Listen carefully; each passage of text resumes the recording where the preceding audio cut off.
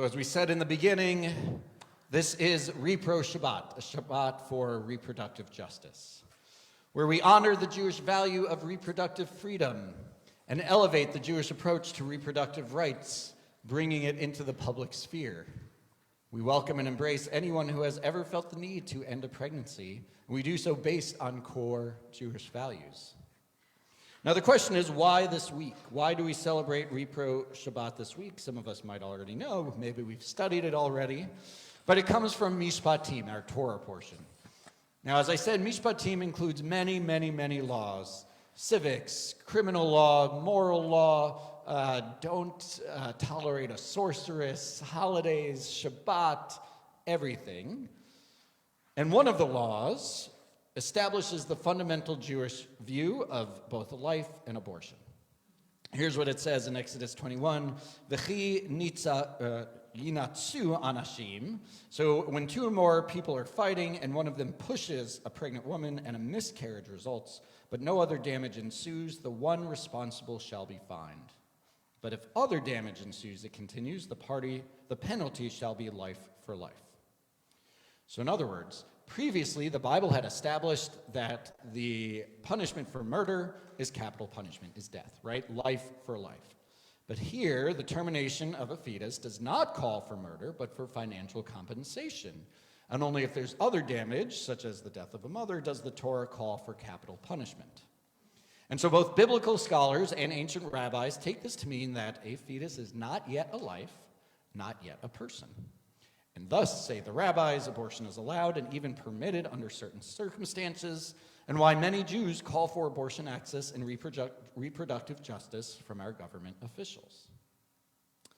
So that's why we observe Repro Shabbat, because of our Torah portion, Mishpatim. But Mishpatim reaffirms another core idea too, our covenant with God.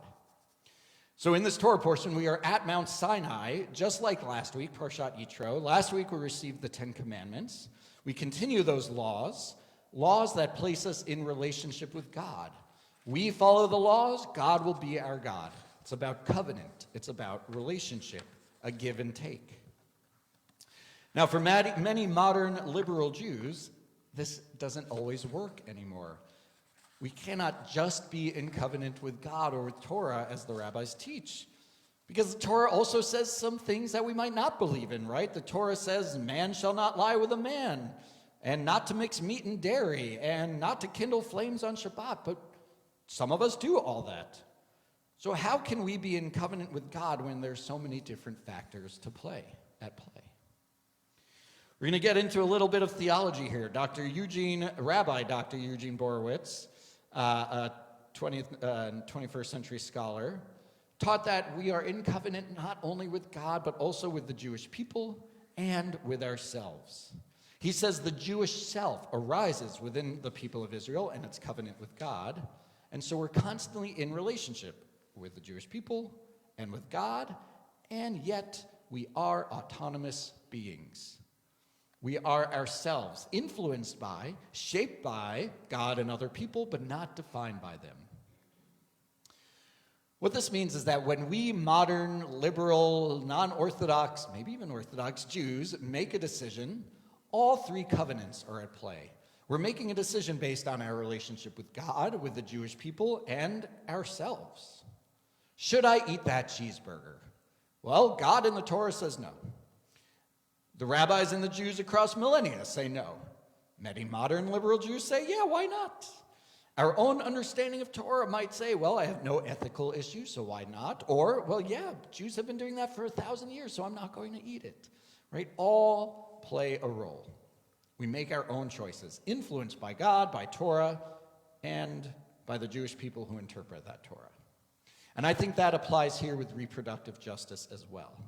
The Torah lays out its fundamental understandings of when life begins and with abortion. Here it says that terminating a fetus is not the same as murder.